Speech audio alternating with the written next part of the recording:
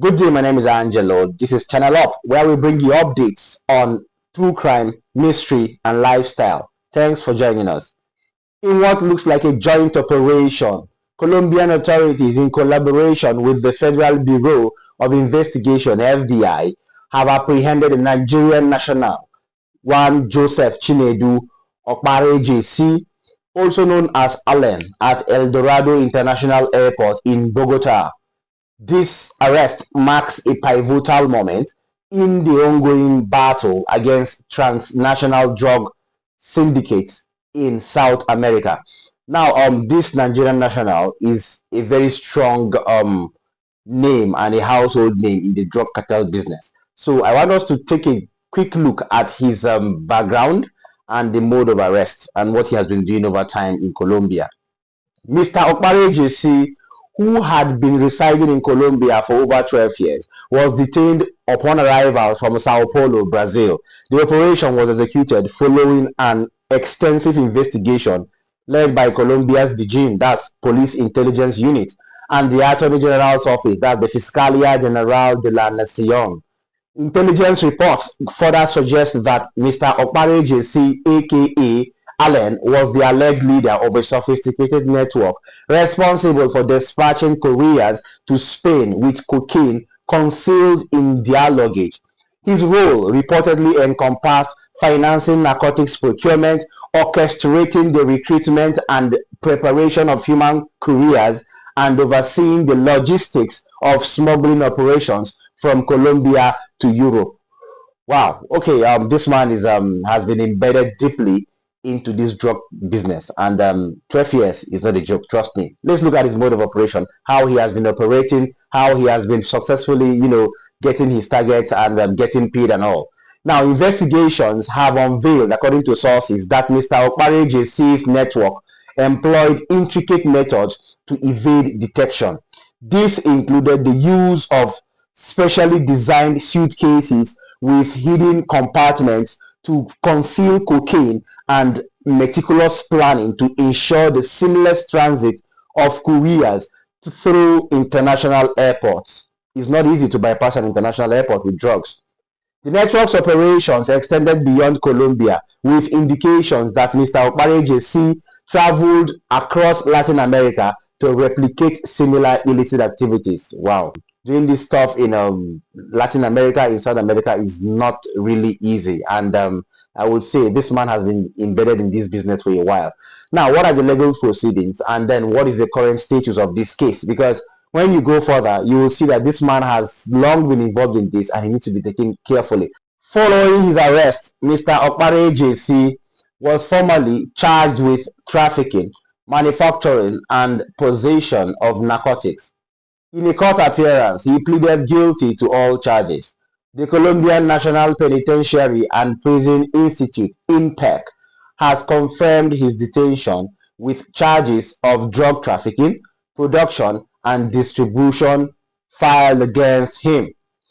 So he has been tried, and I think his jail time has been confirmed. All right, but I would like to check what he has been used or what he has been using as a cover, like his personal business or his personal life, and then his business ties in Colombia. That will furthermore let us know who this man is. Further investigations revealed, according to sources, that Mr. Okparaejesi had established personal and business connections in Colombia. He married a Colombian woman in 2012 at the Nuestra Senora de Fatima parish in Bogota and operated a high extension business named Nigeria African near Ciudad de Cali Avenue. Associates noted that he seldom traveled outside Colombia, with trips to Africa approximately every 2 years to visit family. Okay, that means he has been going in and out of Nigeria. Now, what are the authorities saying? What are they saying? What are the community people saying? The arrest of Mr. Okparaejesi has elicited varied reactions. Let's say from both the local community and the international observers. For the Colombian authorities, this operation signifies a substantial victory in their relentless fight against drug trafficking. It also goes further to show the efficacy of international collaboration, particularly with agencies like the Federal Bureau for Investigation, the FBI, in dismantling complex narcotics networks that operate across borders. The successful apprehension of a foreign national deeply embedded in the local community highlights the pervasive reach of drug syndicates and the necessity for vigilant, coordinated efforts to combat all these crimes. All right.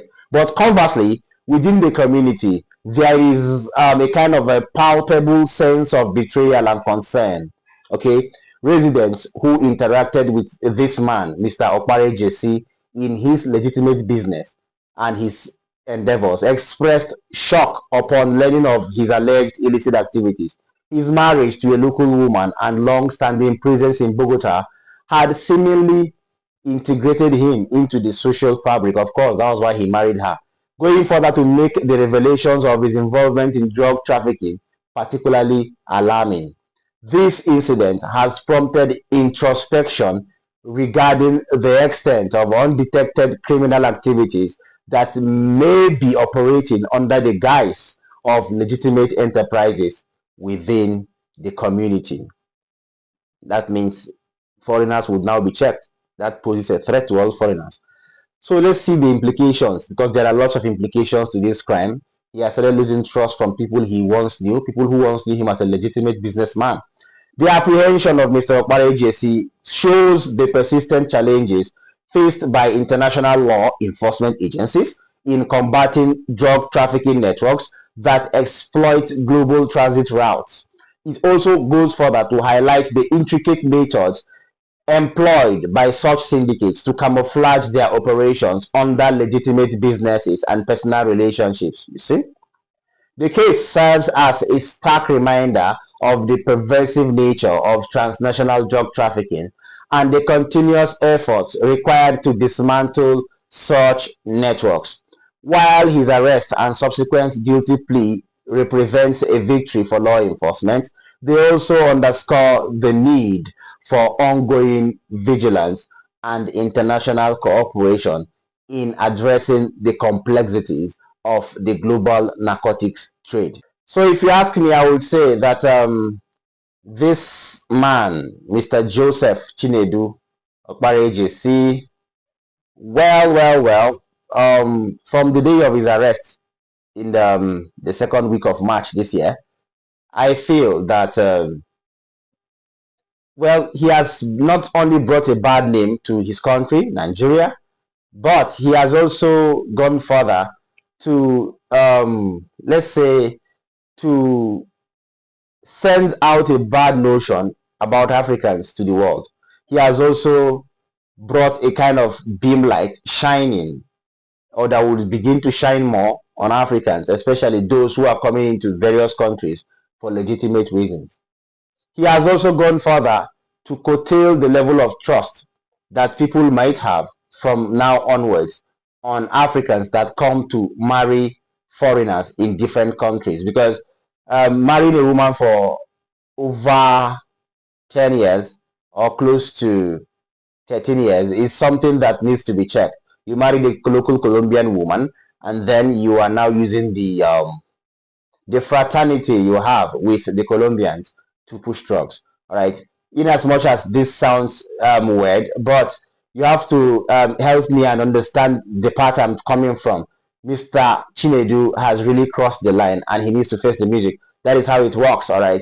Because when you fail to live up to expectations by doing a legitimate business, then you stand the risk of denting your personality, your dignity, and the respect people have for you. From what the update I gave you earlier, you could see that people in Bogota, especially around his immediate environment, are now losing trust in him, because they once conversed, they once affiliated on a peripheral level of business, all right, or legitimate business.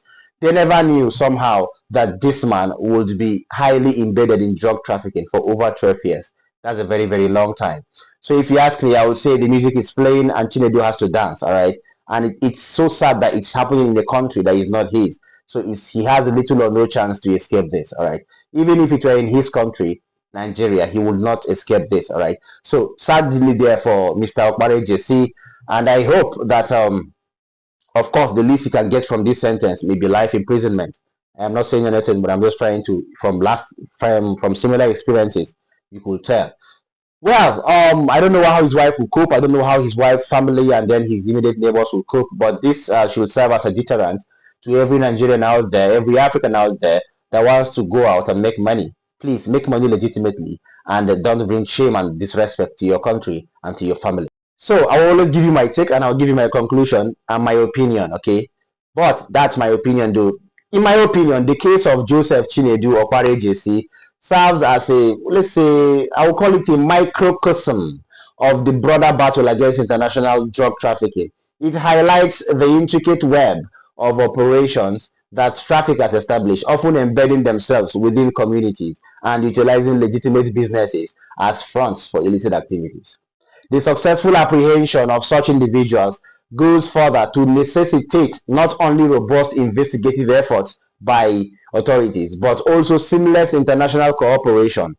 As authorities continue to dismantle these networks, it becomes increasingly clear that the fight against drug trafficking is as much, let's say, is much about community awareness and resilience as it is about law enforcement efficacy. All right. So by so saying, I would say that Chinedu has crossed the line and he needs to face the music. Before I call it quits, this particular case is a developing case, and we'll bring you updates as time goes on. All right. But this goes further to show or underscore the fact that lots of Africans have a beam light on them, especially when you have an illicit business you're doing outside the country or outside your country home. So let all of us out there outside Africa keep fit, keep calm, and go into legitimate businesses. All right. No matter how poor you can get, you can also work hard and make money. Please don't put your hands into things you cannot explain. Thank you so much for staying this far. If you like what we do here, why not like our videos, share them, subscribe to Channel Up, and don't forget to tap the notification bell so that you will be able to get updates as soon as I drop a new one. From me is bye.